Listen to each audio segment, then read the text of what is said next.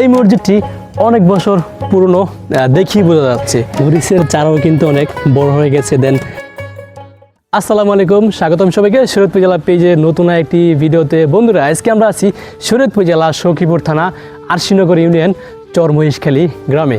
আজকের এই ভিডিওর মাধ্যমে এই চরমহিষখালীর গ্রামের অপরূপ সৌন্দর্য দেখানোর চেষ্টা করব।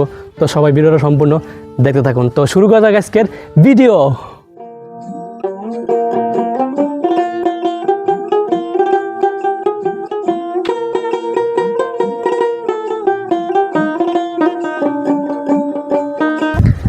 তো বন্ধুরা, এই গ্রামের এতটুক বিলের মধ্যে, এই বিলটা কিন্তু তেমন একটা বড় না, খুবই ছোট একটা বিল।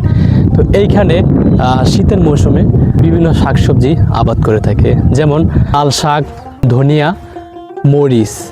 তো এইসব ধরনের শাকসবজি এইখানে আবাদ করে থাকে এইখানকার স্থানীয় চাষিরা। তো সেটা দেখার জন্য কিন্তু এইখানে আমরা চলে এসেছি। এটা হচ্ছে সরিষা। এই তো সরিষা এখনও ফুল ফুটে নাই, তো ওই কারণে এরকম দেখা যাচ্ছে। হয়তোবা কয়েকদিনের মধ্যে ফুল ফুটে যাবে, তখন দেখতে আরও সুন্দর লাগবে। আর এখন দেখা যাচ্ছে যে মূলার শাকের মতন দেখা যাচ্ছে। যাই হোক, আমরা আপনাদেরকে এক এক করে সব কিছু দেখানোর ট্রাই করব অ্যান্ড ট্রাই করতেছি। মরিচের চারাও কিন্তু অনেক বড় হয়ে গেছে। দেন ফুলও কিন্তু ফুটে গেছে, হয়তোবা আর কয়েকদিনের মধ্যেই এইখানে মরিচ ধরবে।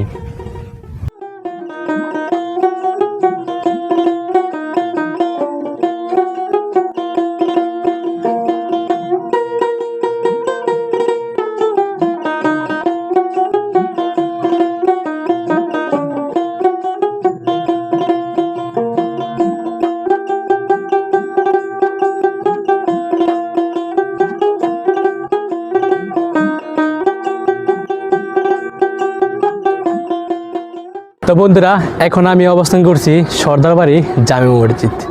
এই মসজিদটি দেখি বোঝা যাচ্ছে যে এটা অনেক আগের পুরনো একটি মসজিদ। আর আমার এই পিছনে যে মসজিদ দেখতে পারতেছেন, এটি নতুন নির্মাণ করা হয়েছে।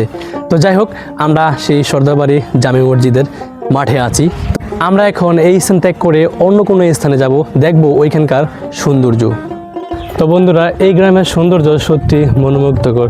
এইখানকার রাস্তা দিয়ে যখন হাঁটি ভাই, তখন শৈশবের অনেক স্মৃতি মনে পড়ে যায়। আমরা ছোটোবেলা এরকম ছোট ছোট মসজিদে আসতাম আরবি পড়ার জন্য। তো সেই স্মৃতিগুলো কিন্তু এখনও মনে পড়ে যায়। তো বন্ধুরা, আমাদের আশিনগর ইউনিয়নের মধ্যে চরমহিষখালী নামে একটা গ্রাম আছে। এটা আমি জানতাম না আগে, তো এই প্রথম জানলাম। তো জানার পরে কিন্তু আমি এখানে চলে আসলাম এখানকার পরিবেশগুলো দেখার জন্য।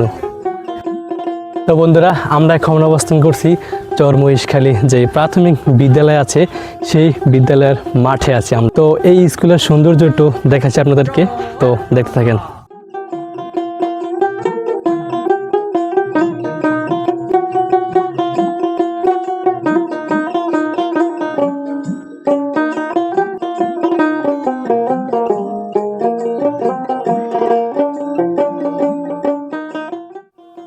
তো বন্ধুরা, এই ছিল চরমহিষখালীর গ্রামের সৌন্দর্য।